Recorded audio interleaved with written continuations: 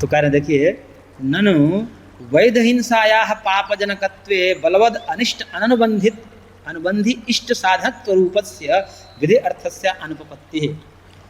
इसमें जो है कई लफड़े करते हैं मीमांसक, करेगी वैध हिंसा।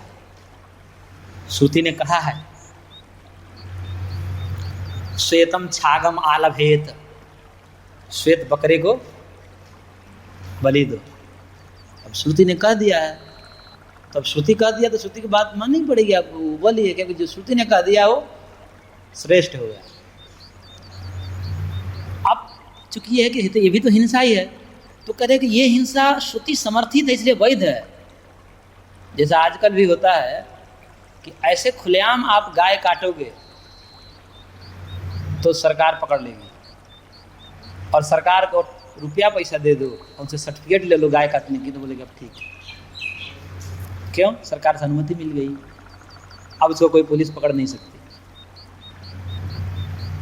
पिछली बार हुआ ना कि यूपी में जो है कितने अवैध बूचड़ खाने बंद, मतलब बहुत वाहवाही हुई कि भाई योगी ने काम कर दिया।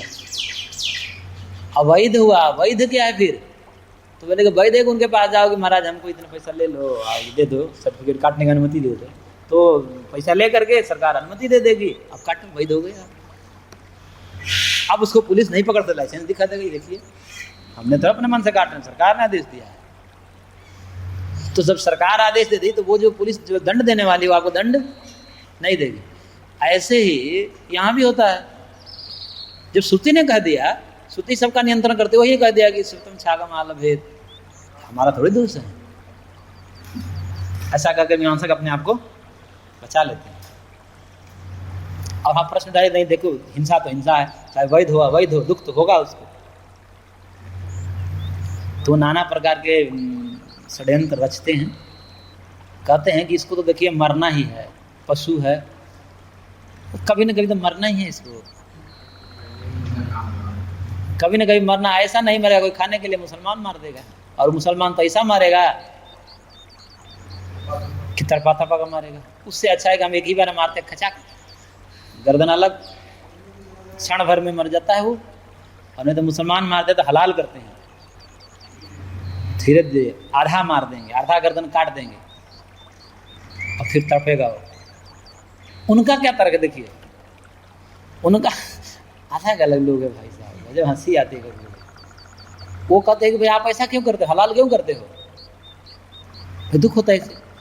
देखिए हलाल हम इसलिए करते हैं कि हम मृत्यु का निमित्त नहीं बनना चाहते।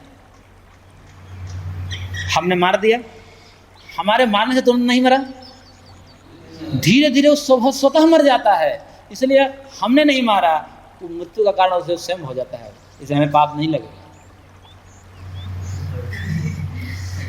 इसलिए हमने उसको पूरा नहीं मारा, आधा मारा, और पूरा तो अपने आप मरेगा वो, इसलिए हम पाप से बच जाएंगे, वो मृत्यु रूपी पाप से हमें नहीं लगेगा। आइए कहते हैं कि देखिए वो तो मारेंगे तो तुमको जो है तरफ को मारना पड़ेगा, इसलिए वेदों ने तुम पर कृपा की है, मरना ही है तो इस सेकंड में मर जाओ। और इसका परिणाम क्या होगा? इसका परिणाम ही होगा कि यजमान सहित पशु भी स्वर्ग को जाता है।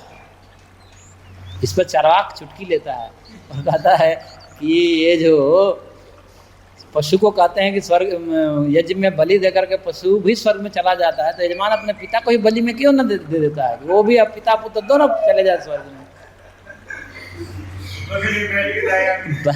बकरे को ही बलि दिया।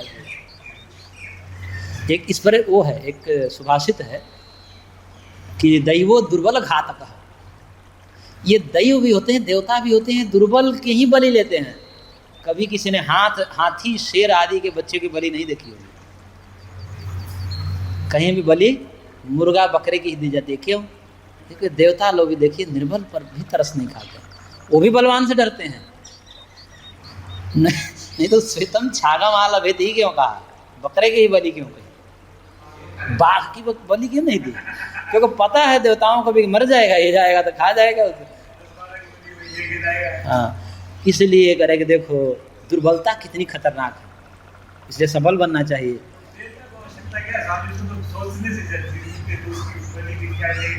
देवता खुश होता है उससे। इसी से तो वैराग्य दिलाने के लिए सब उठा रहे हैं, इसीलिए कहते हैं कि ठीक नहीं है।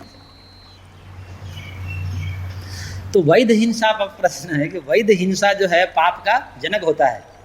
तो अगर ठीक है, मान लेंगे कि हिंसा है, हमने किया है, दुख तो उसको हुआ, हमारे द्वारा मरा है, लेकिन ये जो पाप हुआ है ना, वैध हिंसा या पाप जनकत्व, वैध हिंसा का भी पाप जनकत्व होने पर बलवद अनिष्ट अननुबंधी एक नया चौचलेबाजी मीमांसा करते हैं। क्या कहते हैं?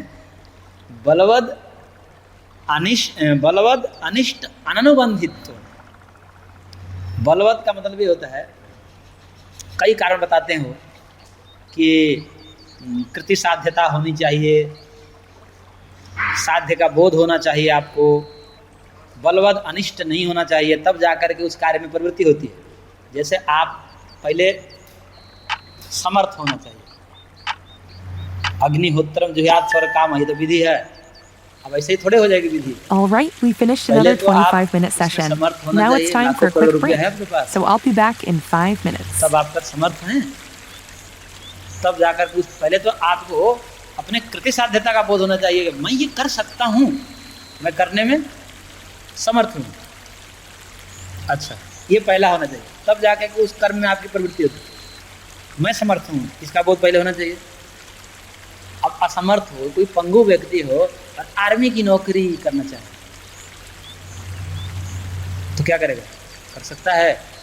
मैं असमर्थ नहीं कर सकता, तो उसके लिए वो सारी विधि खत्म, वो काम लायक नहीं। तो विधि में प्रवृत्ति के लिए पहले क्या है कि अपने सामर्थ्य, आप समर्थ होना चाहिए, उसके अधिकार की सीमा में आप आने चाहिए। मैं आपका अधिकारी हूँ, समर्थ है।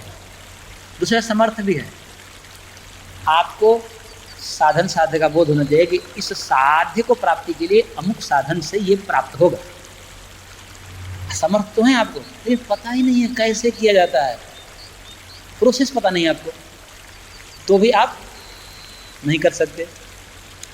अच्छा, प्रोसेस भी पता चल गया, आप समर्थ हैं, आप समर्थ हैं और पता भी चल गया कि इससे, इस साधन से हम प्राप्त कर सकते हैं, लेकिन पता चला कि ये कर लेंगे, जैसे मैं समर्थ हूँ और ये साधन ऐसे हो सकता है, परंतु इसमें मरने का खतरा है। बलवद अनिष्ट उपस्थित हो गया, मतलब ऐसा अनिष्ट कि जिसमें जान ही जा सकती है, बलवान अनिष्ट आ जाए कि साधन का, इस साधन से ये प्राप्त हो सकता है, लेकिन इस साधन के करते समय खतरा ये है कि जान भी जा सकती है। तब क्या कहेगा व्यक्ति? नहीं करूँगा। बलवद अनिष्ट जो है उसका संपर्क होने से तभी साधन में प्रवृत्ति नहीं होती है। तो इसलिए यहाँ पर कहा कि बलवद अनिष्ट अननुबंधी, अनुबंधी नहीं, यानी कि संपर्क नहीं होना चाहिए उसका, अननुबंधी, यानी कि बलवान अनिष्ट नहीं होगा। थोड़ा बहुत टूट फाट जाए, खाज खरोच लग जाए, चलेगा, इतना पर हम कर लेंगे, पर तो जान नहीं जाना चाहिए। तो कह रहे कि ऐसे ही ये जो हिंसा की हमने, यज्ञ में हिंसा की, ये हिंसा बलवद अनिष्ट नहीं है, बलवान अनिष्ट नहीं है कि आपको मृत्यु दिला देगी। पाप लगा है तो कहेगी स्वर्ग में थोड़ा कम फल दे देगा, कम सुख दे देगा, यही करेगा और क्या करेगा। हमने इतना पुण्य कर्म किया, इतने लोगों को भंडारा किया, इतना यज्ञ की आहुति दी, इतने मंत्र पढ़वाए ब्राह्मणों से, ये कितना पुण्य है। और थोड़ा पाप कर दिया तो पाप क्या फल दे देगा कि स्वर्ग में थोड़ा सा हमारा पोस्ट नीचे कर देगा, स्वर्ग तो पहुंचा ही देगा। इसलिए ये हिंसा पाप होते हुए भी ये बलवद अनिष्ट नहीं है, इसमें बलवान अनिष्ट नहीं है कि दुख दिला दे, क्योंकि उस सुखों में ये दब जाएगा। इसलिए क्या हो जाएगा? तो कह रहे हैं कि बलवद अनिष्ट अनुबंधी इष्ट साधनत्व रूप, इसलिए ये इष्ट हो गया। बलवद अनिष्ट अनुबंधित्व ही इष्ट साधनता है वहाँ पर।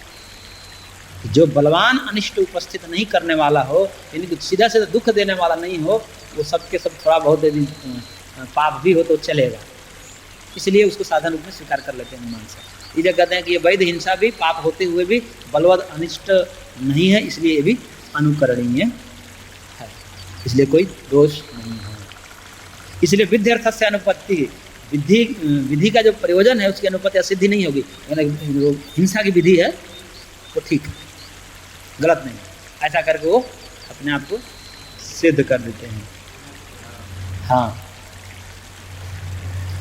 इति चेत, ऐसा कोई कहे तो उसमें कई मीमांसक आते हैं, कई मीमांसक आते हैं उसमें, और कहते हैं कि नहीं नहीं, वो कहते हैं कि इति चेत न, ये भी मीमांसक दृष्टिकोण से कहा गया, सिद्धांत नहीं है।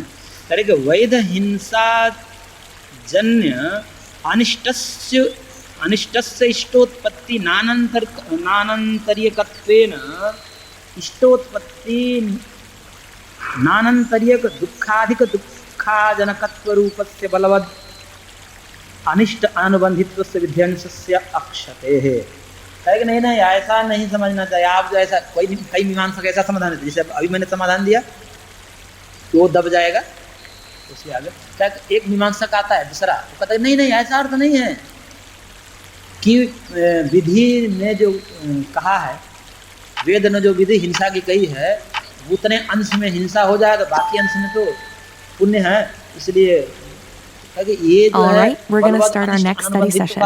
Let's study for another 25 minutes. अनिष्ट अनुबंधित्व का अर्थ है कि वैदिकी हिंसा से अतिरिक्त जो हिंसा है वो पाप का जनक है। वैदिकी हिंसा तो चाहे वो मार भी दो तो वो पाप नहीं लगता,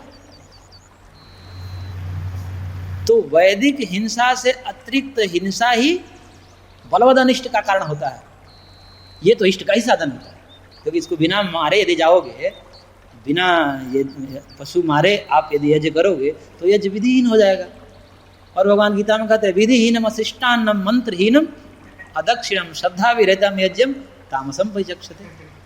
थर्ड कोटि का हो जाएगा। विधिहीन कर दोगे, विधि का अतिक्रमण कर दोगे तो थर्ड क्लास का हो जाएगा, कोई फल ही नहीं देगा।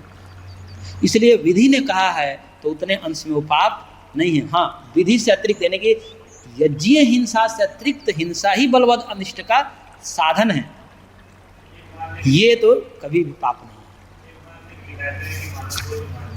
जितना ही मारने को कहा गया है उतना मारना, उससे अधिक नहीं और उससे कम भी नहीं। उसे कम करोगे तो फिर विधिहीन हो जाएगा, पूरी विधि होनी चाहिए। हाँ, इसलिए कहते हैं ये तो जो है अपरिहार्य है। अपरिहार्य इसलिए है कि तो विधि का अंश है, इसे कोई हटा दोगे, यानी कि वेदोक्त हिंसा को ही हटा दोगे, पशु बलि को हटा दोगे तो फिर कैसे करोगे, कर ही नहीं पाओगे। इसलिए विधि का अंश होने से हाँ, उससे अधिक दुख नहीं देना, उससे अधिक काट रहे हो तो जो है अनिष्ट का साधन है। इसलिए अधिक दुःखाजनकत्व रूपस्य बलवत् अनिष्ट अननुबंधित्वस्य विध्यंसस्य अक्षते है। इसलिए उससे अधिक दुख न देना रूप बलवत् अनिष्ट अननुबंधित्व जो है यही विधि का अंश है, इसलिए अक्षते है। इसलिए विधि की क्षति नहीं होगी, विधि ठीक है। यज्ञीय हिंसा हिंसा ही है, नहीं अहिंसा ही है, वो हिंसा नहीं होगी। उससे अतिरिक्त यदि यज्ञ के अतिरिक्त खाने पीने और मौज मस्ती के लिए से मार रहे हो, देशपूर्वक मार रहे हो, तो नरक में जाओगे। इससे नरक में नहीं जाओगे, क्योंकि इससे मारने और मरने दोनों, मरने वाला मारने वाला दोनों स्वर्ग को जाता है। इसलिए वैदिकी हिंसा